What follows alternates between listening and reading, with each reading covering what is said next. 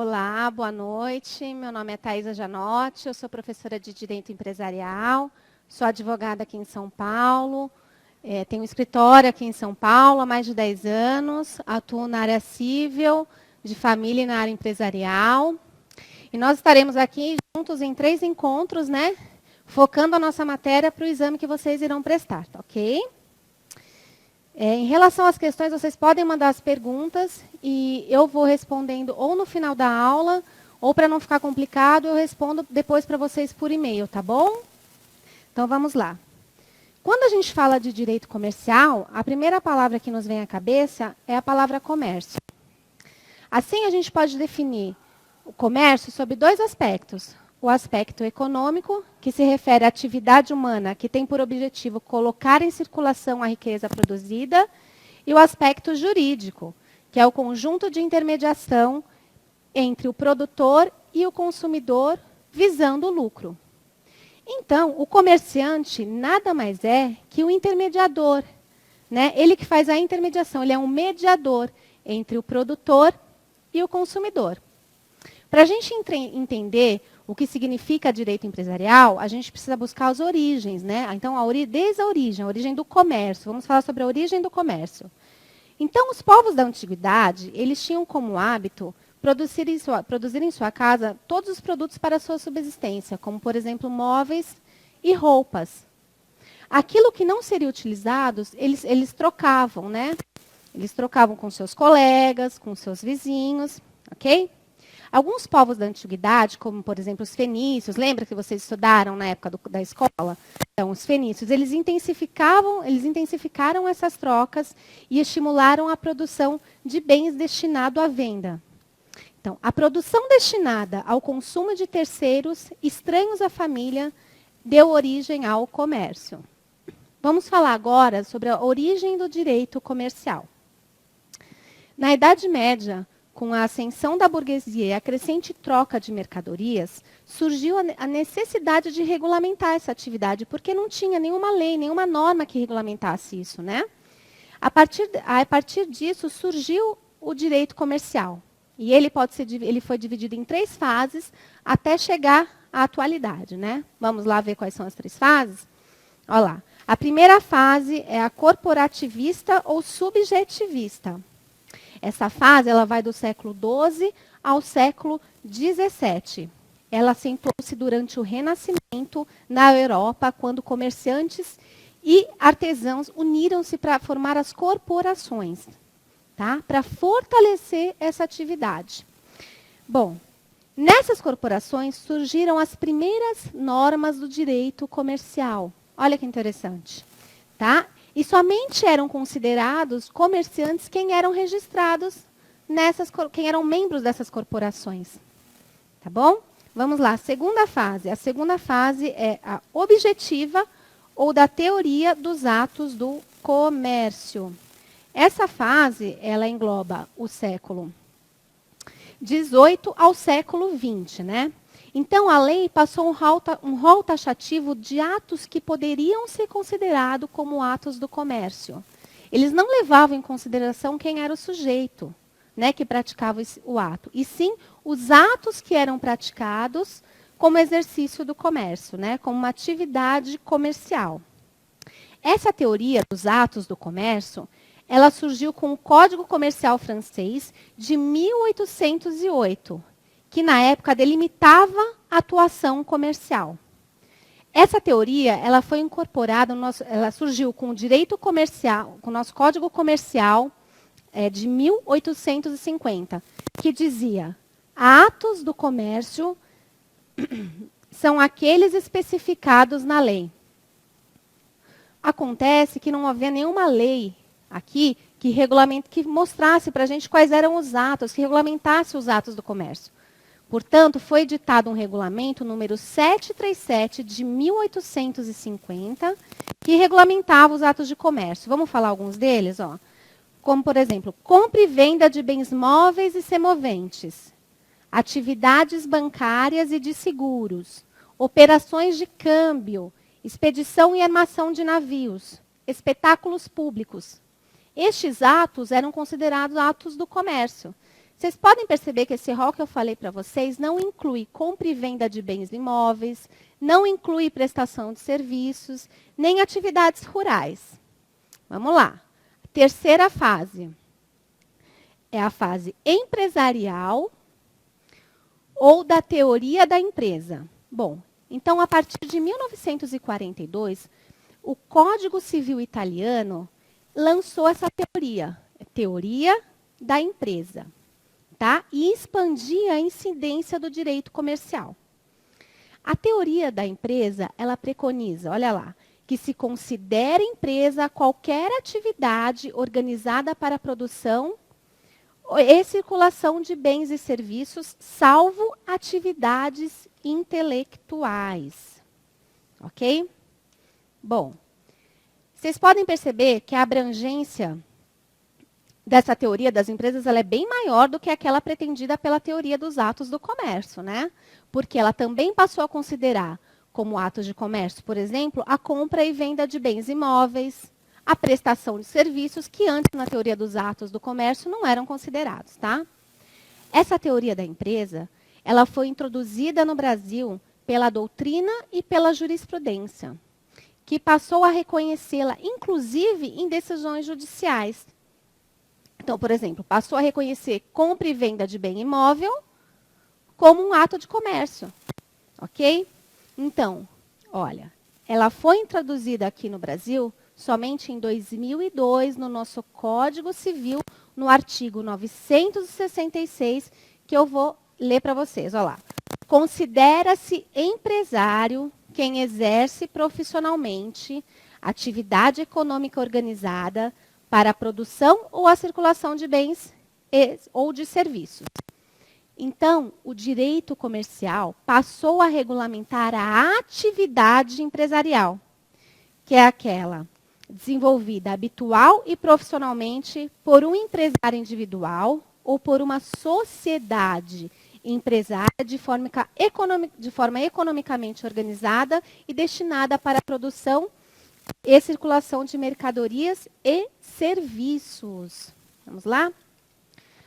O Código Civil de 2002, ao consagrar a teoria da empresa, ele revogou parcialmente o Código Comercial de 1850, né? Porque ele expandiu, né, o direito comercial.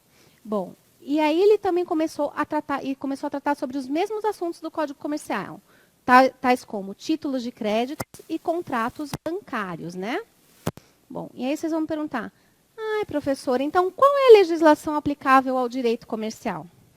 A legislação aplicável ao direito comercial é o Código Civil, o Código Comercial na parte em que não foi revogada, como, por exemplo, referente ao direito marítimo, e as leis extravagantes, né? Que são leis que tratam de assuntos específicos e se encontram fora dos códigos, e a própria Constituição Federal, tá? Hoje, como a gente viu, o direito comercial, se utiliza ainda a expressão direito comercial, ela tem suas raízes históricas, né? A gente viu, a gente já estudou isso. E ela é aceita tradicionalmente. Mas agora, com a vinda da teoria das empresas, a gente passou a chamar o direito comercial de direito empresarial, tá? E aí vocês também pode surgir uma dúvida. Professora, em razão do novo Código Civil cuidar das atividades empresariais, houve uma unificação entre o direito civil e o direito comercial? Não houve uma unificação. Uma boa parcela das matérias do direito comercial está disposta no Código Civil.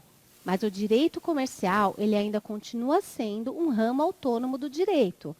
E é regido por princípios próprios, assim como o direito penal, o direito do trabalho, o direito tributário, ok? O direito é a matéria que a gente está estudando, né? Isso para deixar bem claro para vocês. E o código é a lei. São coisas diferentes, tá bom?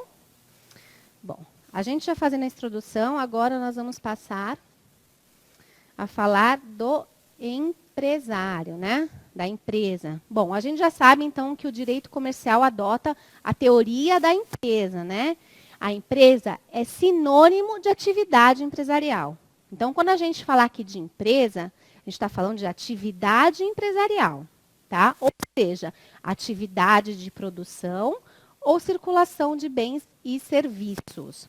Bom, o que acontece? Acontece que muitas vezes a gente utiliza a expressão empresa para se referir à sociedade empresarial ou estabelecimento comercial. Não é isso, né? A gente já viu que empresa é atividade empresarial que poderá ser exercida por um empresário individual, uma pessoa física, empresário individual, pessoa física, ou por uma sociedade empresária, pessoa jurídica, né? E essa atividade empresarial ela é realizada onde? No estabelecimento empresarial, ok? Vamos falar agora um pouquinho sobre o empresário. Olha lá. O Código Civil, ele não define a empresa, ele define o empresário. Olha lá o artigo 966. Acho que era bom ele colocar o artigo 966 ali na tela. Bom, eu vou ler para vocês. Considera-se empresário quem exerce profissionalmente atividade econômica organizada para a produção ou a circulação de bens ou de serviços. Então, considera-se empresário quem exerce profissionalmente atividade econômica organizada para a produção ou circulação de bens ou de serviços. Bom, se a empresa é atividade, quem exerce a atividade só pode ser o empresário, não é? Bom, vamos repetir. A empresa é uma atividade que poderá ser realizada por um empresário individual, pessoa física, ou por uma sociedade empresária, pessoa jurídica, tá? Bom, da definição legal do empresário, a gente pode extrair alguns conceitos, né? Existem algumas características para que seja definido empresário. Vamos ver quais são elas? Olha lá. Profissionalismo, ele tinha que jogar ali, né? Profissionalismo, atividade econômica, atividade organizada e produção e circulação de bens e serviços. Ok? Vamos ver primeiro a profissionalidade. Olha lá. O empresário exerce profissionalmente a atividade empresarial. Esse profissionalismo engloba os conceitos de pessoalidade, habitualidade e monopólio de informações. Então, o profissionalismo engloba os seguintes conceitos: pessoalidade, habitualidade e monopólio de informações. Vamos ver o primeiro requisito, habitualidade. Olha lá. A habitualidade diz respeito à repetição diuturna dos atos, à reiteração da prática da atividade empresarial. Então, aquele que exerce esporadicamente a atividade empresarial, ou eventualmente, não é considerado empresário. Por quê? Porque falta o requisito da habitualidade. Ok? Vamos lá para o segundo. Pessoalidade. Bom, o empresário, ele exerce pessoalmente a atividade empresarial. Isso não significa que ele tem que exercer essa atividade sozinho, né? Ele pode contratar funcionários, pessoas para que o representem, né, na atividade empresarial. Eles são os prepostos, né? São considerados os prepostos. Isso não significa que eles também serão empresários. Eles não são empresários. Eles somente, então, exercendo atividade empresarial em nome do empresário, tá? Do empregador, ok? E o último requisito do profissionalismo é o monopólio de informações. Bom, o empresário, ele tem informações de tudo, do produto que ele está fabricando, né, ou do serviço que ele está executando.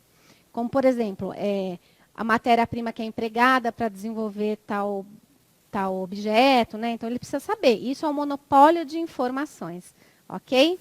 Bom, então, o que a gente pode concluir? Que empresário é aquele que exerce atividade empresarial profissionalmente, ou seja, com habitualidade, pessoalidade e monopólio de informações. Tá bom? Então, vamos para a segunda característica lá do empresário. É atividade econômica. A atividade empresarial, ela obviamente é considerada uma atividade econômica porque o objetivo dela é o lucro. Então, tem que ser uma atividade econômica, ok? Atividade organizada. Terceiro, olha lá. Bom, a atividade empresarial, ela é organizada porque nela estão presentes 4 fatores de produção, que vocês também estudaram na época da escola. Olha lá. Capital, insumos, mão de obra e tecnologia. Então, não será empresário quem exercer atividade econômica de produção e circulação de bens sem um desses fatores. Como, por exemplo, uma colega minha da escola, da faculdade, a Cris, ela ia lá no Brás, né, no Bom Retiro, comprava um monte de roupa e ia vender para a gente lá na faculdade. Eu adorava, né, super legal. Bom, o que acontece? Ela era empresária, a Cris não era empresária. Por quê? Porque apesar da atividade dela ser de circulação de bens e com o intuito de obter o lucro, ela não tinha mão de obra, por exemplo, e nem possuía empregados. Então, ela não era considerada uma empresária, tá bom? Agora, o quarto, olha lá, a quarta característica para ser considerado empresário. Olha, atividade, produção ou circulação de bens ou serviços. Bom, produzir bens é fabricá-los. É a essência do quê? De uma indústria, né? E toda atividade industrial é empresarial. Produzir serviços é a mesma coisa que prestar serviços, tá certo? Então, o que a gente pode concluir? Que o empresário é aquele que exerce profissionalmente atividade econômica organizada para a produção ou circulação de bens ou serviços. Bom, mas as atividades empresariais, elas não abrangem todas as atividades econômicas possíveis, ok? Então, essas atividades que não são regulamentadas pelas mesmas disposições legais que regulamentam os empresários, elas são chamadas de atividades econômicas civis. São 4 categorias. Vamos falar? Olha lá. Aquelas que exploradas por quem não é empresário. Quem exerce profissão intelectual de natureza científica, literária ou artística. Produtores rurais não inscritos no registro de empresas. E cooperativas. Aquelas que exploradas por quem não é empresário, né, a gente pode falar novamente do exemplo da minha amiga Cris Sacoleira, que embora ela exerça uma atividade de circulação de bens com o intuito de lucro, ela não é empresária e, portanto, a atividade dela desenvolvida é a atividade econômica civil. Olha lá, o segundo. Quem exerce profissão intelectual de natureza científica, literária ou artística. Bom, essa categoria, ela está prevista no parágrafo único do artigo 966 do Código Civil. Será que ele pode pôr aqui na tela o PowerPoint aqui? Não dá? Ah, tá. Bom, esse parágrafo único do artigo 966, ele diz quem não se considera empresário. Eu vou ler para vocês, olha. Não se considera empresário quem exerce profissão intelectual de natureza científica, literária ou artística, ainda com concurso de auxiliares ou colaboradores, salvo se o exercício da profissão constituir elemento de empresa. Bom, esse artigo, já que não dá para colocar aqui, né, então eu vou explicar para vocês. O artigo 966 é aquele que introduziu a teoria das empresas que eu falei no comecinho da aula, né, que define quem é um empresário, lembra? Então, esse parágrafo único, ele é a exceção, ó, não se considera empresário. Então, ele já diz quem não é um empresário, ó. Quem exerce profissão intelectual de natureza científica, literária ou artística, ainda com concurso de auxiliares ou colaboradores, salvo se o exercício da profissão constituir elemento de empresa. Vamos citar um exemplo aqui, ó. Ah, ele conseguiu colocar um. Vou falar um exemplo aqui para vocês. Por exemplo, os profissionais liberais, um dentista. O dentista, ele contrata uma auxiliar. Ele é considerado empresário? Não. Olha lá o artigo. Não se considera empresário quem exercer profissão intelectual de natureza científica, literária ou artística, ainda com um concurso de auxiliares ou colaboradores, que é lá, a contratação da auxiliar. Então, ele não é empresário. Mas, olha, continuando a ler o artigo, ó, salvo se o exercício da profissão constituir elemento de empresa. Ah, então ele pode virar um empresário? Pode. O dentista pode virar empresário, desde que ele passe a constituir os elementos da empresa.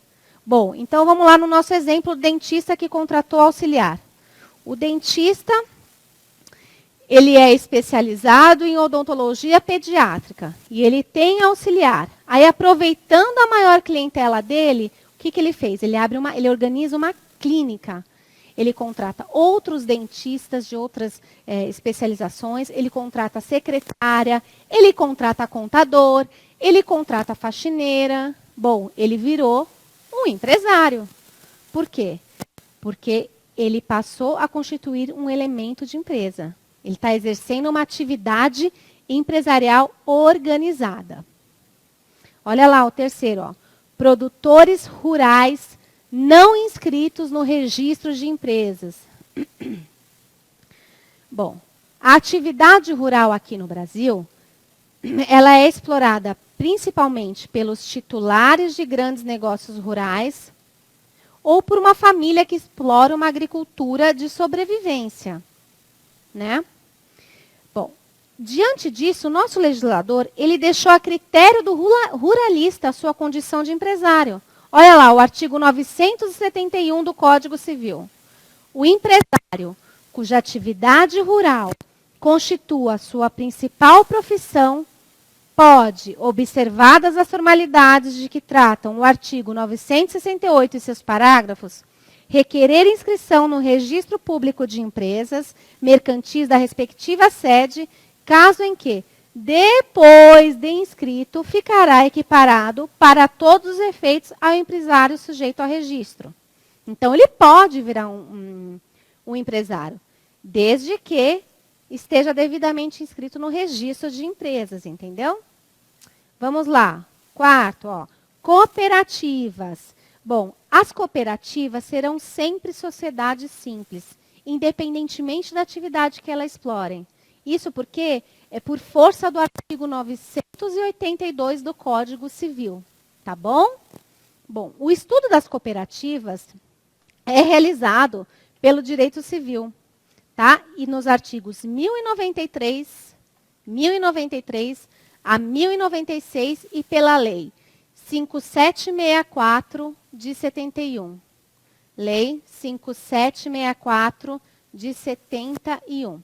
Pessoal, eu acho que era importante vocês comprarem o Vadmecum, nem que simples, assim, né? Não precisa ser o mais caro, nada, mas só para vocês poderem dar uma lida em casa, nessas leis que a gente fala aqui, nos artigos que a gente cita, é importante, né? Não precisa decorar, ninguém está falando, não é para decorar.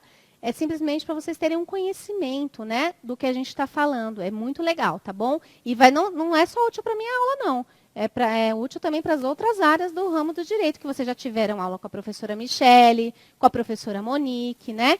E com os outros professores. Então, é importante que vocês comprem o Vadmecum, tá bom? Para a vida de vocês até. Ok? Vamos lá. Vamos agora falar sobre o estabelecimento empresarial. Bom, hoje a gente utiliza a expressão estabelecimento empresarial e não mais estabelecimento comercial, por conta da teoria das empresas que a gente já falou aqui, né? Ó, o artigo 1142, ele define o que é o estabelecimento empresarial. Olha lá. Considera-se estabelecimento todo o complexo de bens organizado para o exercício da empresa por empresário ou por sociedade empresária. Aqui no por empresário é pessoa física, né? Ou por sociedade empresária é pessoa jurídica. Bom, então o estabelecimento empresarial, ele é o conjunto, a reunião de todos os bens utilizados para o desenvolvimento da atividade empresarial, como, por exemplo, o terreno, o prédio, as máquinas, as mercadorias, a marca, o nome empresarial, dentre outros, ok? Bom, em decorrência dessa união de bens, é por óbvio que o estabelecimento comercial, né, ele tem um valor econômico. E aí vocês vão perguntar, professora, pode vender o estabelecimento comercial? Pode, nós vamos falar agora, olha lá, alienação do estabelecimento empresarial, olha lá. Pode vender? Pode, desde que obedecidos a alguns requisitos. Vamos ver quais são os requisitos? Olha lá. Bom, por ele ter um valor econômico, ele é uma garantia do credor. Então, só poderá ser vendido com a concordância do credor. Caso contrário, poderá ser decretada a sua falência. Essa matéria a gente vai ver mais para o final do curso, tá? Mas é importante vocês saberem, olha lá. Se vender o estabelecimento comercial sem a concordância dos credores, poderá ser decretada a falência. O contrato de alienação, segundo requisito, o contrato de alienação, ele deve ser averbado na junta comercial para que surta efeitos perante terceiros. Ou seja, não adianta fazer um contratinho e colocar na gaveta.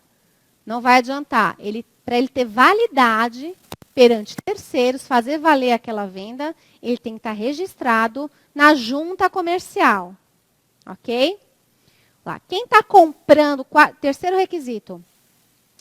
Quem está comprando o estabelecimento, ele responde pelo pagamento dos débitos anteriores à transferência. Não está só comprando ele está comprando tudo.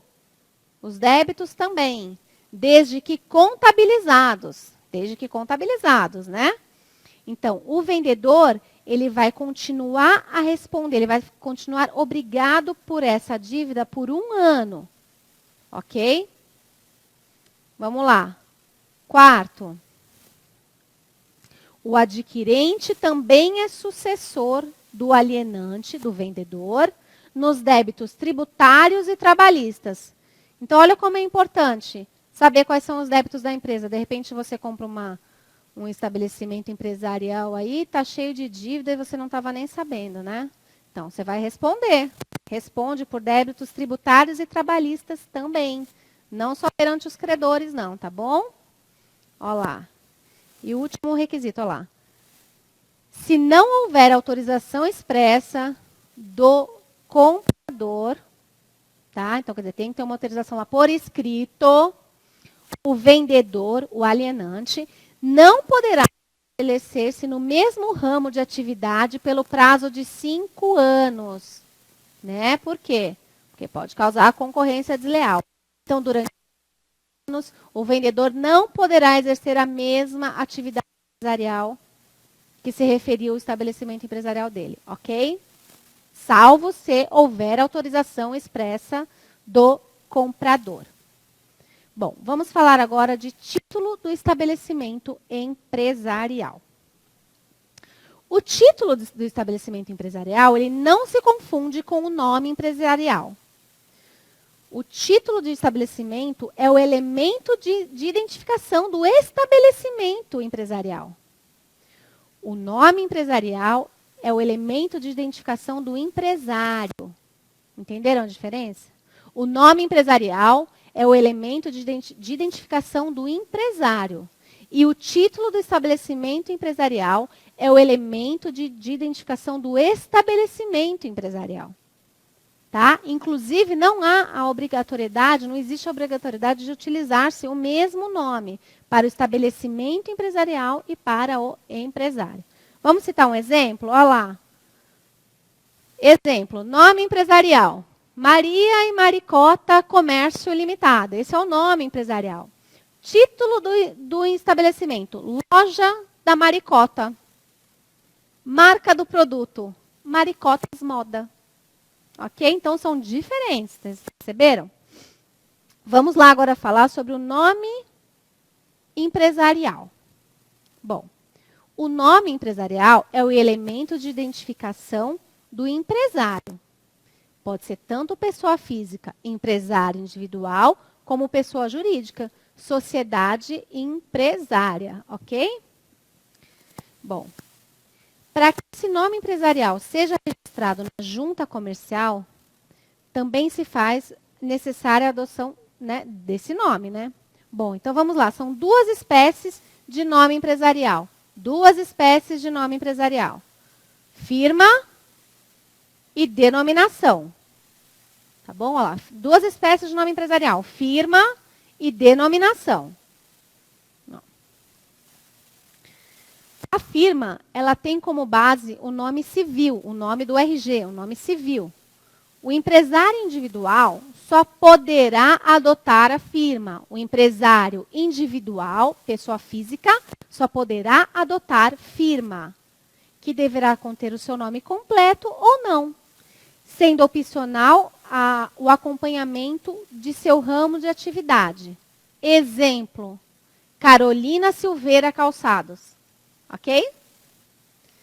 Bom, algumas sociedades empresárias também adotam firma, que poderão utilizar o nome civil de todos os sócios ou de algum deles, né? Não é também necessário que conste o nome, o ramo da atividade empresarial, tá? Vamos lá, agora uma coisa importante. Ó. O empresário individual e o representante legal da sociedade empresária que adotaram a firma, eles deverão assinar todos os instrumentos de relação jurídica, não com o nome civil, mas com o nome empresarial. Olha que importante isso. Então, o empresário individual e o representante legal da sociedade empresária deverá assinar qualquer instrumento de relação jurídica que diga respeito à empresa com o empresarial, tá? Mas esse rigor ele não acontece, né? A gente não vê isso por aí. É muito difícil você ver alguém assinando com o nome empresarial. Mas o correto, e vocês que estão fazendo cursinho eficaz já estão sabendo, é utilizar o nome empresarial. Tá bom? Agora nós vamos falar sobre denominação. Olha lá. A denominação, ela tem como base o objeto da empresa ou ramo da atividade desenvolvida. A denominação pode ser composta pelo elemento fantasia ou pelo nome civil de um dos sócios ou de todos os sócios. Qual é o elemento fantasia? Por exemplo, Papaléguas Transporte Limitada ou Antônio Silva Transportes Limitada. Ok? Bom, então nós já vimos quais são os tipos de nome empresarial. Firma e denominação. Agora, nós vamos ver quais são as regras para a adoção deste nome nos nomes empresariais. Né? Então, para cada tipo de sociedade empresária e para o empresário individual, a lei determina regras para a adoção dos nomes. Bom, vamos ver cada uma delas? Olha lá. Empresário individual. Só pode adotar a firma, tá? O seu nome. Bom, completo ou abreviado. Por exemplo, J.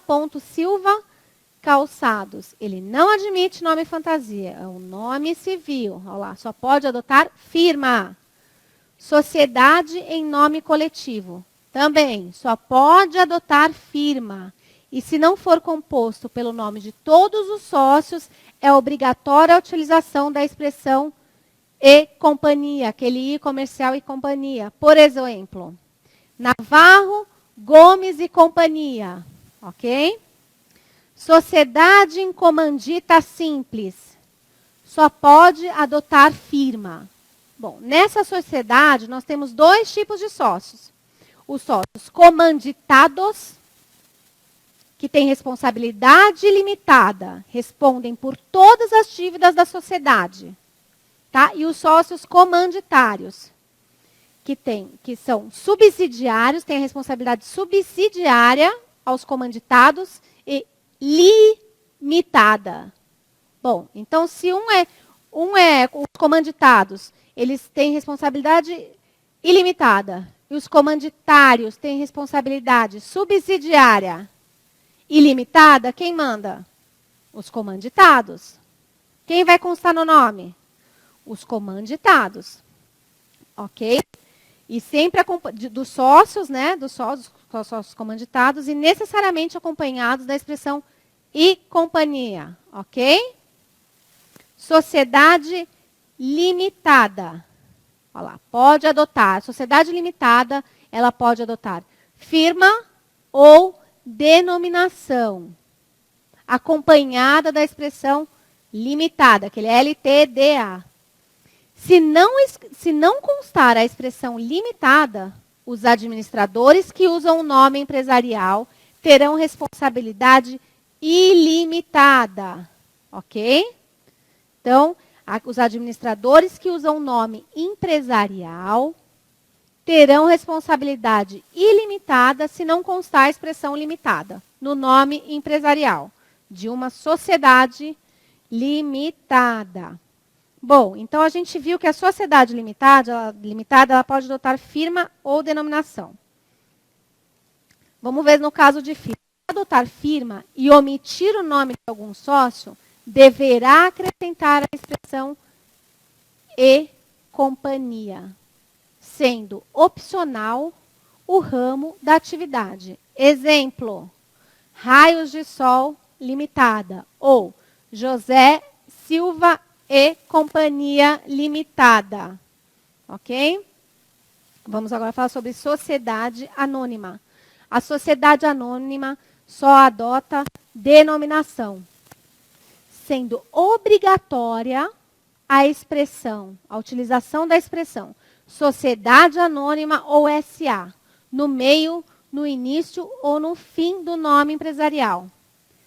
Pode ainda substituir a expressão SA e utilizar a expressão companhia ou CIA no início, no meio ou no fim do nome.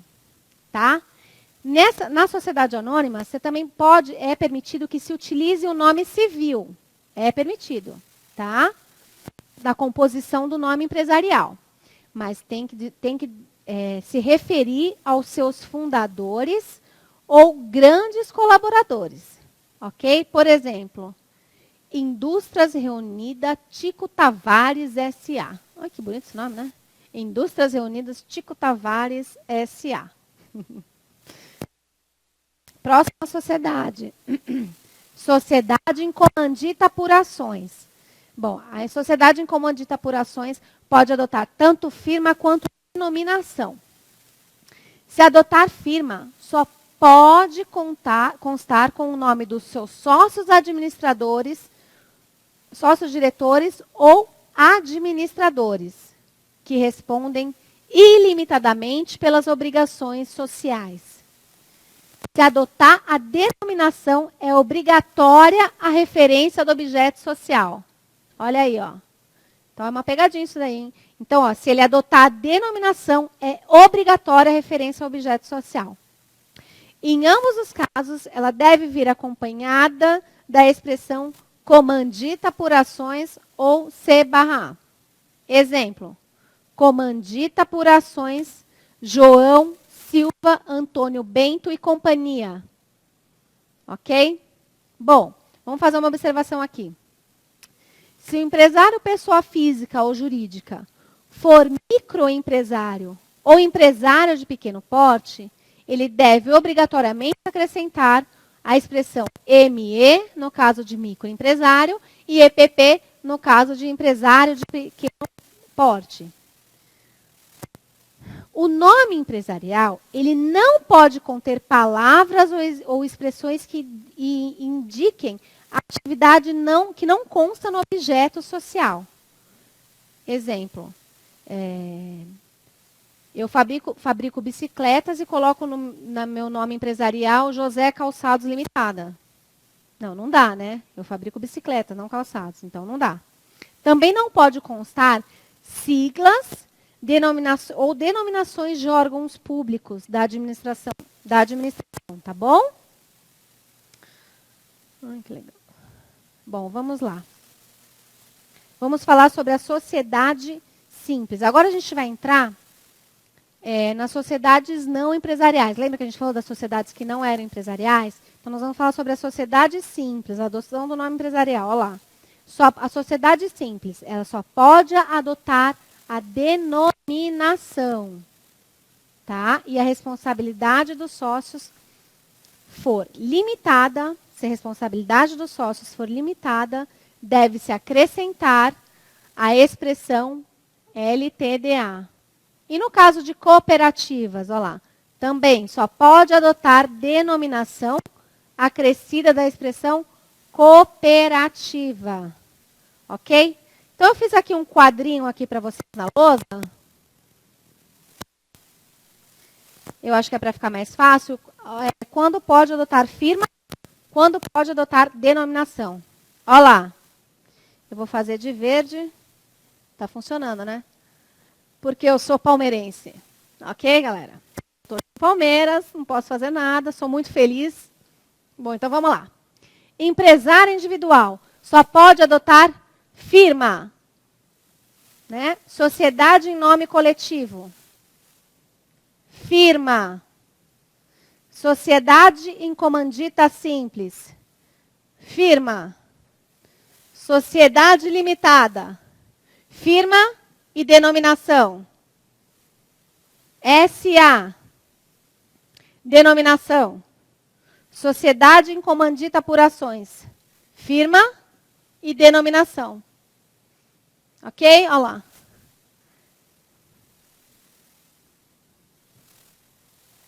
Ui, caiu uma caneta.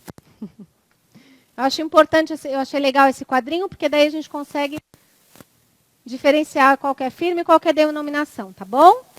Bom. Vamos falar agora sobre os requisitos essenciais para o registro do nome empresarial. Bom, para que a junta comercial realize o registro dos nomes empresariais, precisa ser observados certos requisitos. Vamos ver quais são? Olha lá. Veracidade e novidade. A veracidade, ela diz respeito àquilo que é verdade. Então, por exemplo, no caso da firma.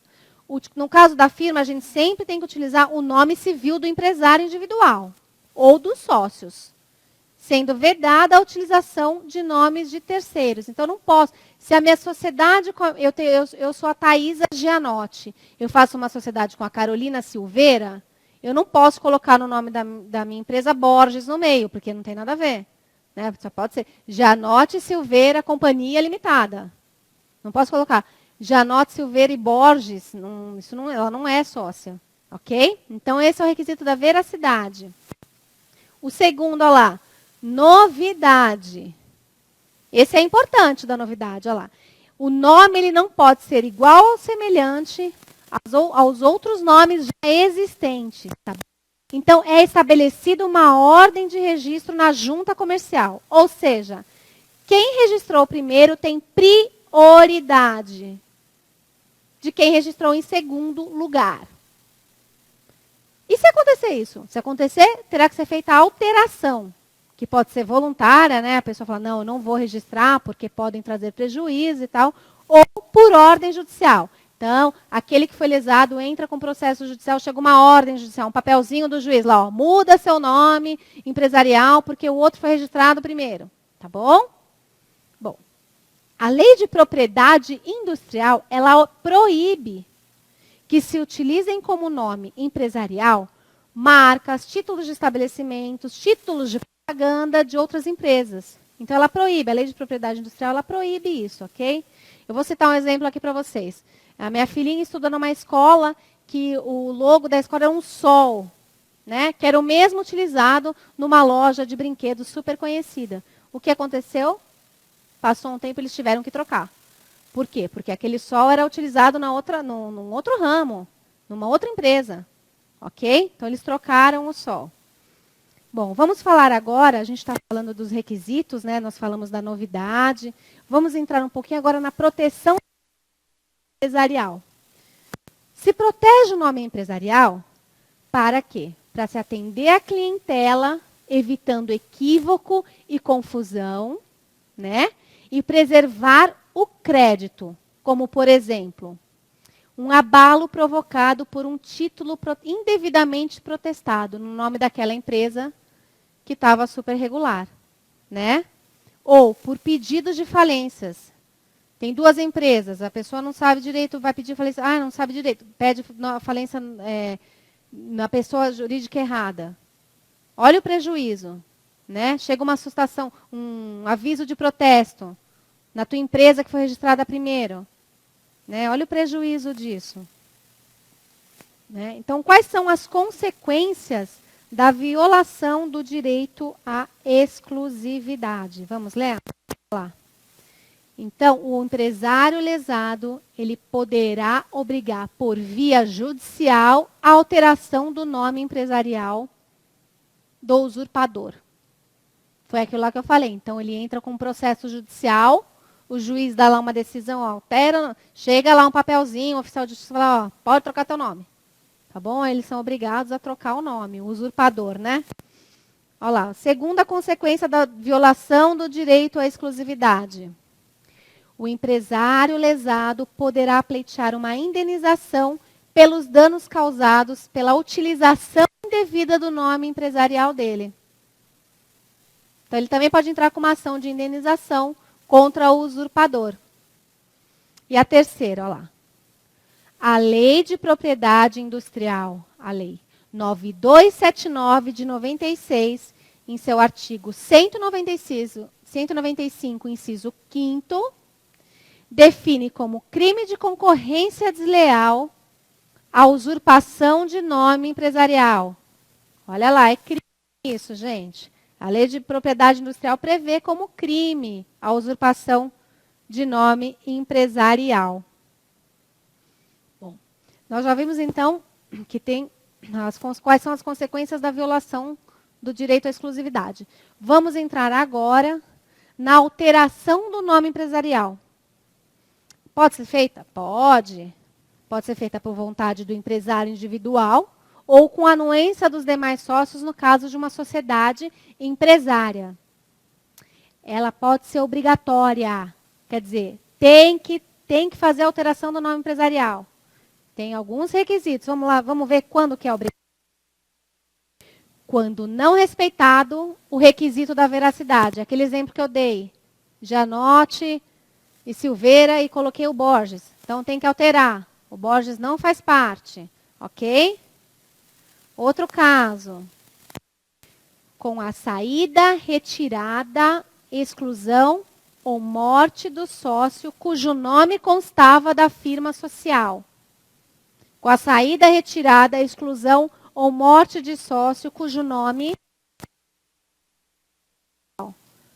Tem artigo no Código Civil que prevê isso. É o artigo 1158, parágrafo 1º e 1165 do Código Civil. Olha lá quando ela é obrigatória. Alteração da categoria do sócio quanto suas responsabilidades.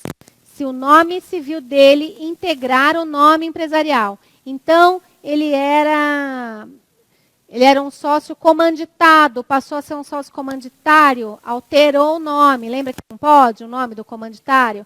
Então, alterou o nome. Artigo 1157 do Código Civil. Outra previsão, olha lá. Alienação do estabelecimento empresarial por ato entre vivos. Eu vendi o meu estabelecimento, é obrigatório que eu troque o nome. Artigo 1164 do Código Civil. Agora, tem uma exceção neste caso, né? Porque toda regra tem a sua exceção. Poderá utilizar o nome do alienante se precedido do termo, né? Se precedido do seu nome, daquele que está adquirindo, com o termo sucessor de. Então, por exemplo, Thaís Janote, sucessor de Carolina Silveira. Ok? Vamos lá. Vamos falar agora sobre as obrigações do empresário. Bom, os empresários estão obrigados, por lei, a 3 atitudes. Olha lá. Inscrever-se no registro de empresas antes de iniciar sua atividade. Inscrever-se no registro de empresas antes de iniciar sua atividade. Artigo 967 do Código Civil.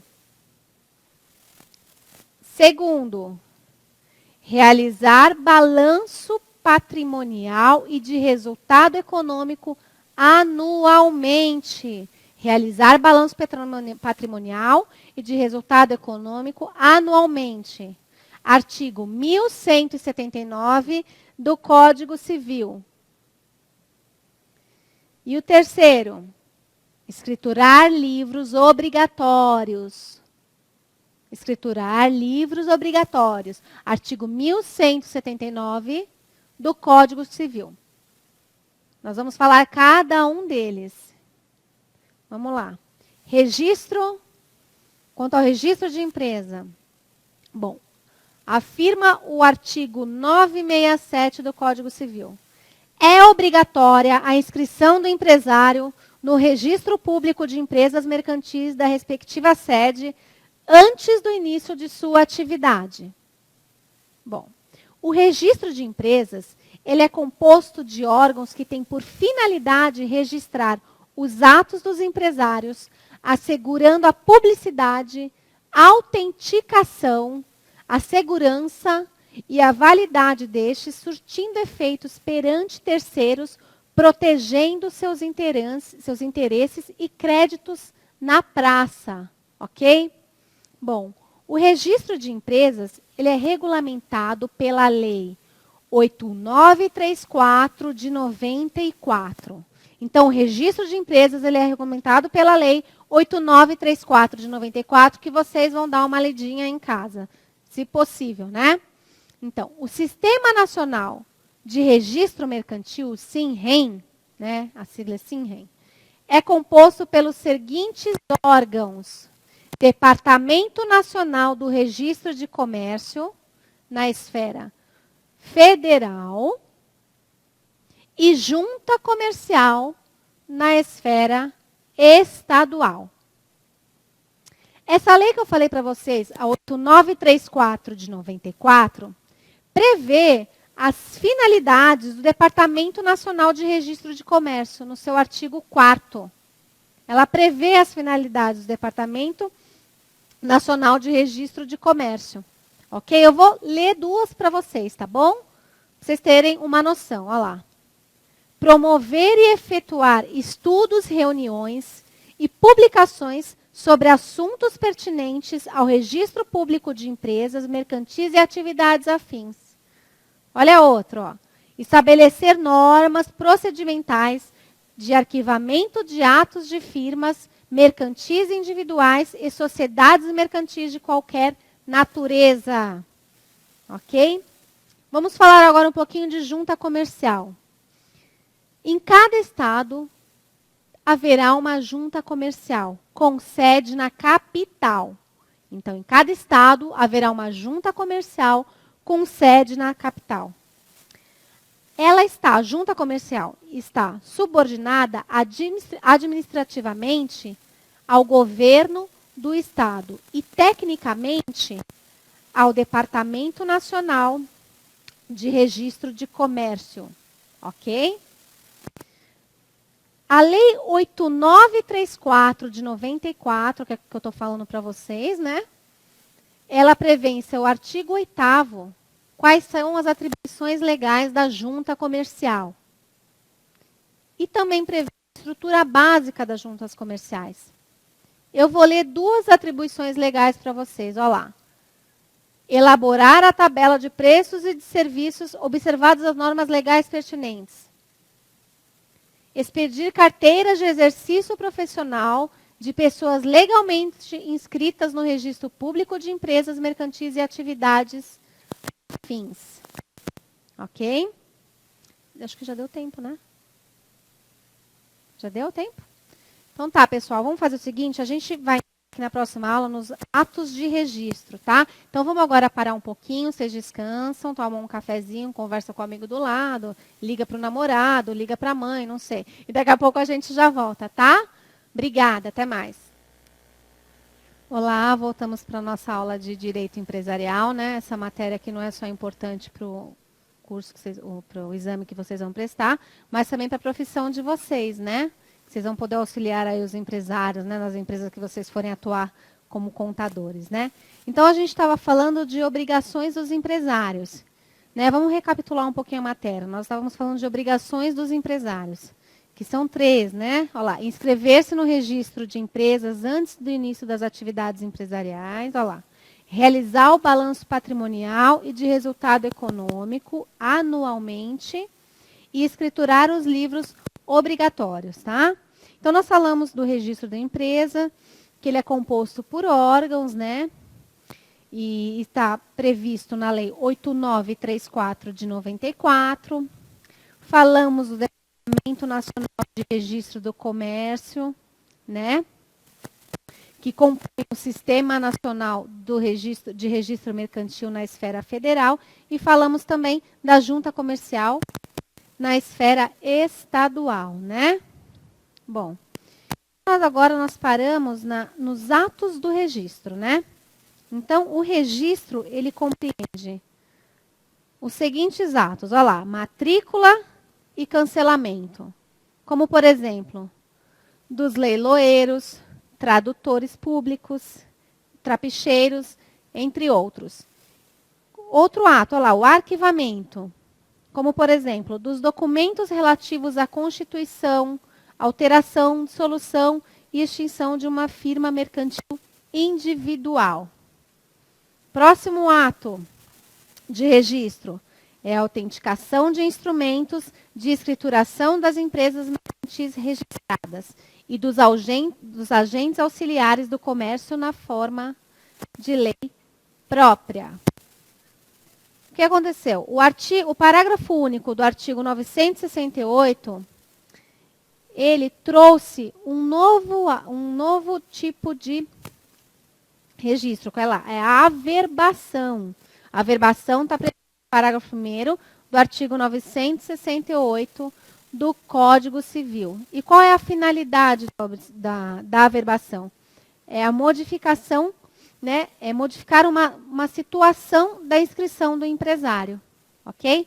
Então, a averbação passou a ser também um novo tipo de registro, ok? Então, temos a matrícula e o cancelamento, temos o arquivamento, temos a autenticação dos instrumentos de escrituração e temos também a averbação, que foi introduzida pelo artigo 168, parágrafo 1º do Código Civil, tá?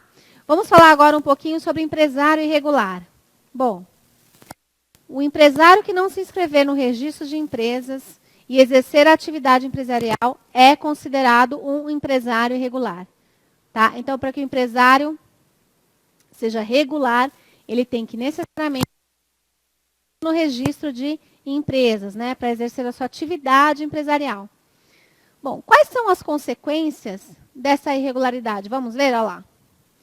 Ele não poderá ser beneficiado pelo Instituto da Recuperação Judicial, nem poderá requerer a falência de algum devedor seu.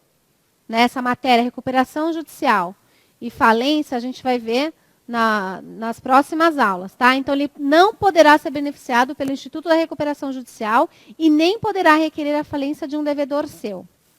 Segundo, olha lá, não poderá ter seus livros autenticados, né? Autenticados pela junta comercial. Outra consequência, se for requerida a sua falência, essa falência será fraudulenta, lógico. Ele é um empresário irregular, ele não existe, ele não está registrado na junta comercial, né? Outra consequência, os sócios da sociedade irregular responderão solidariamente e ilimitadamente pelas obrigações da sociedade. Então, eles respondem juntos e ilimitadamente pelas obrigações da sociedade, ok?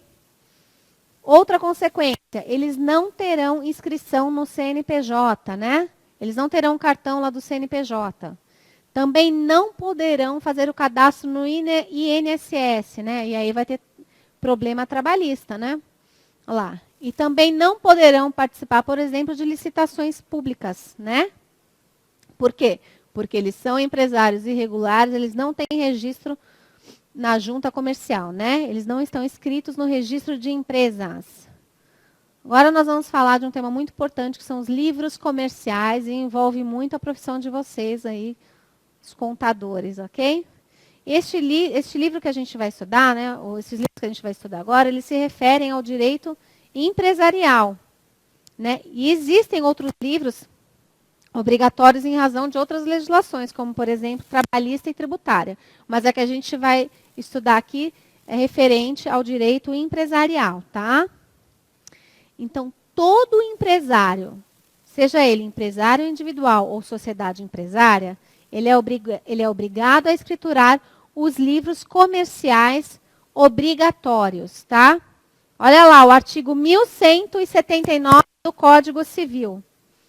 O empresário e a sociedade empresária são obrigados a seguir um sistema de contabilidade, mecanizado ou não, com base na escrituração uniforme de seus livros, em correspondência com a documentação respectiva, e a levantar anualmente o balanço patrimonial e o de resultado econômico. Bom, o próprio Código Civil prevê as exceções ao microempresário e ao empresário de pequeno porte, que não são optantes pelo Simples, eles não precisam escriturar os livros obrigatórios, ok? Essa é a exceção. Essa exceção está lá, ó, parágrafo 2º do artigo 1179 e artigo 970. Ok? Vamos lá. O artigo 1180 do Código Civil, ele prevê somente um livro obrigatório e comum a todos os empresários. É o diário, né? Então, o artigo 1180, ele prevê apenas um livro obrigatório, que é o diário, tá bom? Ou outro instrumento hábil que lhe substituir. Bom, o que é lançado no diário? Todas as operações relativas ao exercício da empresa, tá? E também será lançado o balanço patrimonial e o de resultado econômico, devendo ambos serem assinados pelo técnico em ciências contábeis habilitado, né? Para isso que vocês vão prestar aí o exame, e pelo empresário, ok? Então, esses livros, eles serão assinados pelos técnicos em ciências contábeis legalmente habilitados e pelo empresário. Então, olha lá, a escrituração destes livros ficará sob a responsabilidade de contabilista legalmente habilitado. Então, a responsabilidade será de vocês que estão aí, que vão certamente passar no exame, tá bom? E serem técnicos em ciências contábeis habilitados, tá bom? Então, tem que prestar muita atenção. Olha a função de vocês como é importante, tá bom? Esses livros obrigatórios postos em uso, eles deverão ser autenticados pela junta comercial, tá? Então, a junta comercial tem que autenticar os livros obrigatórios. Ah, e os livros facultativos? Os livros facultativos, eles também podem autenticar, mas não tem a obrigatoriedade. Tem que autenticar, é obrigatório autenticar o livro obrigatório. Tá bom? Bom, além desse livro obrigatório comum, né, que é o diário, existem os livros obrigatórios especiais, né? Ou específicos. E por que esse nome? Porque eles são obrigatórios apenas algumas categorias de atividades empresariais. Tá? Olha lá, exemplo. Livro de registro de ações nominativas ou livro de presença de acionistas. Livro de presença de acionistas, é lógico que é dentro de uma sociedade anônima, né? SA. Entendeu? Eles são obrigatórios também, mas são especiais porque diz respeito a determinada categoria de atividade empresarial. Ok? Então, nós temos os livros empresariais, né? E nós facultativos e os obrigatórios. Os facultativos são aqueles escriturados para um melhor controle e aprimoramento da atividade. E os livros obrigatórios, eles são divididos em comuns e especiais. Os comuns, eles são obrigatórios a todos os empresários, sem distinção da atividade ou espécie societária. E os livros especiais são obrigatórios somente para determinadas atividades ou espécies societárias, ok? Bom, qual é a consequência da irregularidade da escrituração? A ausência de um livro obrigatório, ele acarreta consequências tanto na esfera civil quanto na esfera criminal, ok? Na esfera penal. Os livros comerciais, eles devem ser autenticados e escriturados. Por quê? Porque eles servem como meio de prova dentro de um processo judicial ou fora dele. Por exemplo, o empresário que está sendo acusado de um desvio dentro da empresa. Se os livros obrigatórios não tiverem devidamente escriturados, não servirão como meio de prova a favor do empresário. Olha o prejuízo, gente, para o empresário. Olha como é importante essa escrituração dos livros, tá? E o que acontece na ausência? Acontece que tudo que está sendo alegado contra o empresário será admitido como verdadeiro, né? A lei de falências também considera como crime falimentar, deixar de elaborar ou escriturar ou autenticar os livros obrigatórios, ok? Então, é crime falimentar para a lei de falências deixar de elaborar, escriturar ou autenticar os livros obrigatórios, tá certo? Vamos falar agora sobre o empresário individual. Nós já sabemos que o empresário individual é a pessoa física que exerce a atividade empresarial, tá? O empresário individual, ele não desenvolve atividade de grande porte, né? Ele só desenvolve aquelas atividades, assim, de pequenos negócios, como, por exemplo, uma padaria, um artesanato, pequenas mercearias, né? Então, vamos falar agora sobre a capacidade empresarial. Olha lá. Olha o que afirma o artigo 972 do Código Civil. Podem exercer a atividade de empresário os que estiverem em pleno gozo da capacidade civil e não forem legalmente impedidos. Olha lá. Então, ao empresário individual, é proibido o exercício da atividade empresarial se lhe faltar capacidade ou se estiver legalmente proibido, ok? Então, ao empresário individual, é proibido o exercício da atividade empresarial se lhe faltar capacidade, que a gente está falando da capacidade civil, ou se estiver legalmente impedido, tá? Essas proibições, ela tem como finalidade a proteção do próprio empresário individual, quando diz respeito à sua capacidade, né? E a proteção de terceiros, quando se proíbe o exercício da atividade. Bom, então quem pode ser empresário? Qualquer pessoa que tenha capacidade civil plena, ok? O que é capacidade civil? Capacidade civil é a aptidão da pessoa física para exercer direitos e assumir obrigações.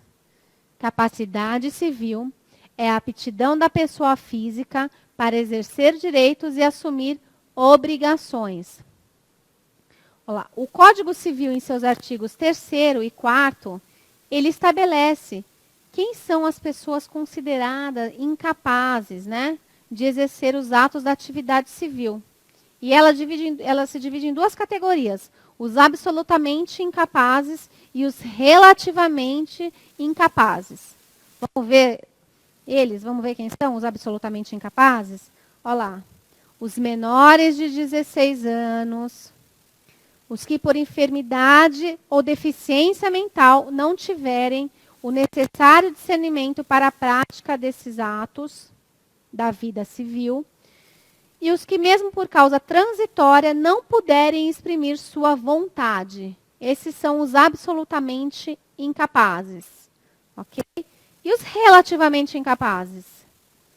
São os maiores de 16 e menores de 18, os ébrios habituais, os viciados em tóxicos e os que têm deficiência mental tenham um discernimento reduzido, os excepcionais sem desenvolvimento mental completo e os pródigos. Quem são os pródigos? Aqueles que gastam muito. Exemplo, a minha sogra, ela adora gastar em todas as lojas, Renner, C&A, Riachuelo, faz cartão em todas, compra em todas as lojas, é uma maravilha. Brincadeira, tá, gente? Vamos lá. Então, poderá ser empresário o maior de 18 anos que não possua nenhuma das limitações impostas pelo Código Civil.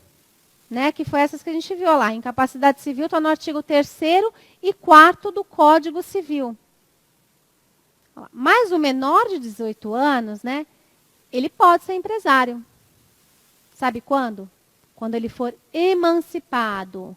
E onde está essa questão da emancipação? Ela está prevista em lei? Tá, ela está prevista em lei. Olha lá, artigo 5º do Código Civil. Vamos ler? A menoridade aos 18 anos completos, quando a pessoa fica habilitada à prática de todos os atos da vida civil. Parágrafo único. Cessará para os menores a incapacidade, pela concessão dos pais ou de um deles na falta do outro, mediante instrumento público, independentemente de homologação judicial ou por sentença do juiz, ouvido o tutor se o menor tiver 16 anos completos. O que quer dizer que não precisa de processo judicial, não precisa de uma autorização judicial, o juiz não precisa autorizar, tá? Os pais vão lá e podem emancipar os filhos, ok? Bom, tem também uma outra exceção, né, que permite que o incapaz exerça atividade empresarial. E aí nós não estamos falando que ele comece a exercer uma atividade empresarial, não. Não é começar a exercer uma atividade empresarial, é continuar a exercer atividade empresarial iniciada quando, por exemplo, ele era capaz. Vamos falar um exemplo? Então, o empresário, ele tinha capacidade civil plena dele e ele adquiriu uma doença mental. O que acontece? O juiz pode autorizar que a empresa dele continue a funcionar. Que ele continue sendo empresário, desde que representado, nesse caso, por um curador especial. Esse processo que é realizado chama processo de interdição, ok? O juiz autoriza, nomeia um curador especial para que ele continue exercendo a atividade empresarial. Ah, mas então esse curador ele pode fazer o que ele quiser dentro da empresa? Não, ele não pode fazer o que ele quiser. Ele tem que prestar contas para o juiz. O juiz nomeia um contador judicial, né? Tem um Ministério Público envolvido. Então, tem um pessoal, o poder público, o poder judiciário, ele está fiscalizando a atuação desse curador especial que eventualmente foi nomeado num processo de interdição. Ok? A gente também tem o caso do herdeiro que é incapaz. Os pais tinham uma sociedade empresarial, falecem num acidente trágico, né? Bom, e aquele menininho, coitadinho de 5 anos, ele vai continuar a atividade empresarial. Como? Através de um tutor, que também será nomeado, também será fiscalizado dentro de um processo judicial, né? Para verificar o que ele está fazendo, né? Ele não pode pegar dinheiro e sumir, não, isso não existe. Ele tem que prestar contas para o juiz, ok? Então, essas também são exceções. É para continuar a exercer a atividade empresarial aquele que não tem capacidade civil plena, tá bom? Bom, tem também aqueles casos que nós falamos que são os proibidos de exercer a empresa. Quem são os proibidos de exercer a atividade empresarial? Quem são? Olha lá, está descrito no artigo 972 do Código Civil. Vamos ler, olha lá. Podem exercer a atividade de empresários que estiverem em pleno gozo da capacidade civil e não forem legalmente impedidos. Né? São os impedimentos, são aqueles chamados de impedimentos empresariais. Vamos ver quem são os impedidos por lei de exercer atividade empresarial? O elenco é muito. Eu vou falar para vocês 3, tá bom? Ó, os deputados e senadores, os funcionários públicos, os membros da magistratura e do Ministério Público, mas tem muitos outros, tá bom? Eu falei aqui para vocês só 3, são os impedidos por lei de exercerem atividade empresarial. Esses impedimentos, eles são pessoais e não se estendem aos parentes, né? Então, a irmã do deputado pode exercer a atividade empresarial, ela pode, ok? A cunhada do juiz pode também, tá bom, gente? Bom, e o que acontece se eles exercerem atividade empresarial?